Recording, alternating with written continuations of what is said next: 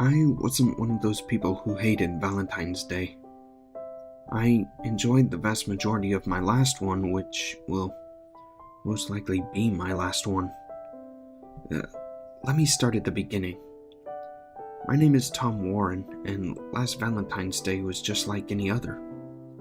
I took my current girlfriend Marie out and surprised her with flowers, chocolate, and jewelry. Well, I surprised her with it about as much as any girl with a boyfriend can be surprised by gifts on Valentine's Day. After a full romantic day, we went back to her place for a few hours. It's funny how looking back on it, it all seems so generic for Valentine's Day. But at the time, every second was special.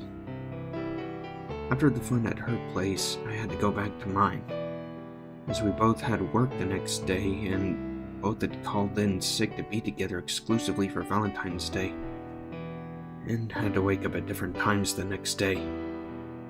On the way home, I stopped at the local Exxon for gas. I went in, paid for the gas, and came back outside to pump it. While I was outside, I had accidentally stepped on a picture. I picked it up, and it was of me and Marie. It was an older style of photograph, too. It was one of those old kinds from the 90s that you had to get developed from film in a dark room. It was a picture of me and Marie from earlier today. We were kissing and both shone like stars. It was a perfect picture of the two of us. I'd looked on the back and there was an address that read 1908 South Walker Street. I'd wondered if this were a surprise from Marie, and she had planted the picture in my car and left the address for me to meet her at. That, however, was neither hers nor was it mine. I had thought about this for a moment and became utterly confused. How did she have the time to take this picture and get it developed? I was with her the entire day, and she wouldn't have had time to take or go somewhere to get the film developed without my knowledge.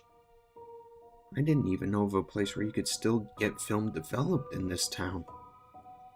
I took the picture and put it in my wallet, as it was perfect, aside from the footprint on it. I got home. I was tired, but at the same time I was feeling perfect. I laid thinking scarcely about the picture or how it had got on the ground at the gas station. I fell asleep as soon as I had hit the bed. I got up the next day and thought extensively about the picture in the shower. It had finally hit me that she had obviously hired someone to take the picture and get it developed. Then she had planted it in my car without my knowledge, and it fell out due to a light breeze or something, and ended up on the ground outside the gas station. I felt like shit. I'd completely blown off her last planned and final piece to a perfect Valentine's Day. I had decided that I was going to lie, and say that I had never found the picture in the car. In that second, I settled it. I had decided to carry the lie in my wallet. After work, I went to her house and was greeted by her. She wasn't displeased or angry. It was as if the whole thing with the picture never happened. She hugged me and kissed me and thanked me for such a beautiful day yesterday. I felt lower than ever before. By the way, thanks to the picture. It's really great and it was beautifully taken. I love it, she said. I paused for a moment in confusion. What? I asked after a confusion-induced pause. The picture. She walks over to one of the shelves in the living room, grabs a framed picture of us and hands it to me. It's the same one of us kissing. I had thought you had this taken. I found the same one on the ground at a gas station.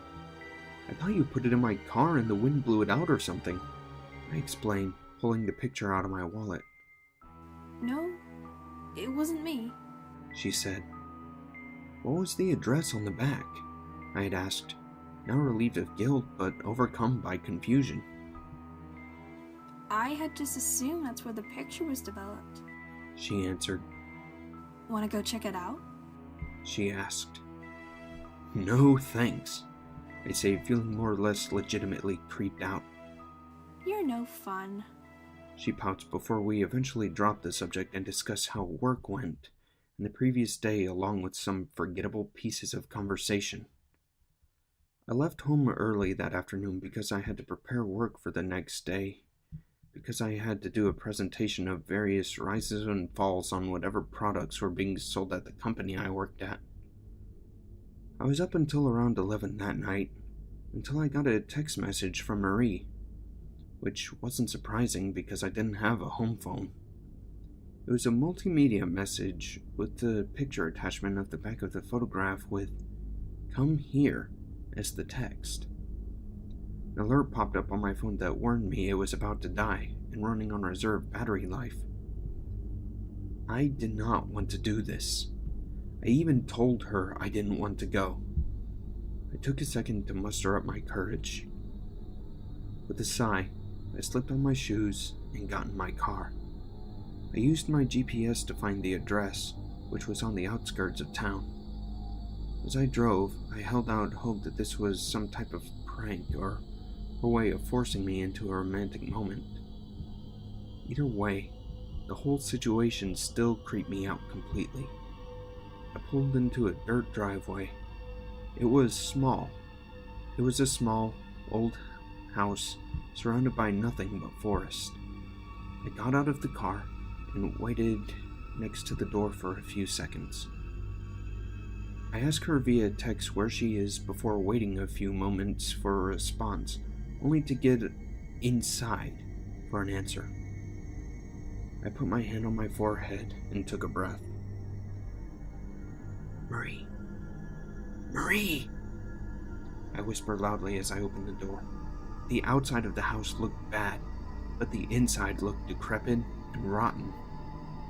I walked in the house. I reached for the nearest light switch and flicked it on, but to no avail.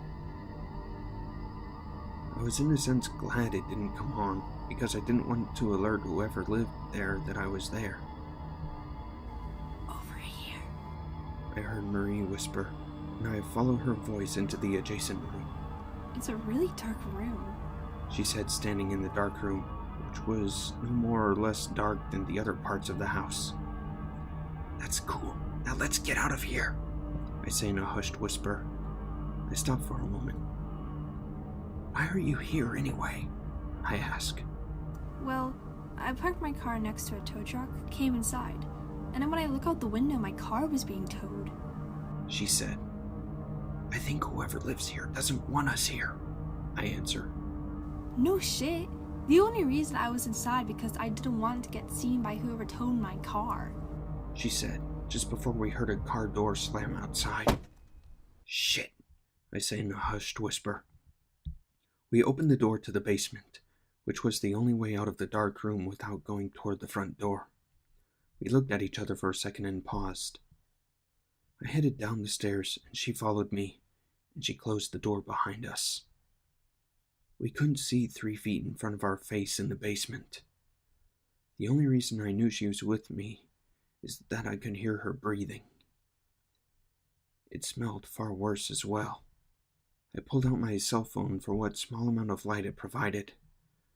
Once we could see each other, we held each other's hand and looked around the room. We found several small crates, but a bulletin board with several pictures on it was the first thing to catch our attention. Some were beautifully taken pictures of couples. Others were of men and women sewn together, presumably dead. And the last few were of a man with gray hair. He had on skin. Skin sewn together, wearing them as masks from people's faces. In several chunks of the skin was rotted and decaying. We heard a creaking on the level above us. He was obviously in the house. I turned off my phone and we stood completely still and silent until the creaking stopped at the door to the basement. The handle jiggled briefly for a moment, then stopped. The creaking went toward a different room in the house, and after a small amount of time, was no longer audible. Holy shit, I say, about to shit bricks, turning my phone back on. I look around the room with my phone and almost lost my breakfast, lunch, and dinner. In the corner were 2 rotting, decomposing bodies, supposedly hugging each other in a pose that matched one of the pictures. In another corner were 2 fresher corpses, sewn together by their foreheads and lips. Oh my God. Marie says. In the last corner of the room was a doorway. In that room, we could see at least 4 more decomposing bodies.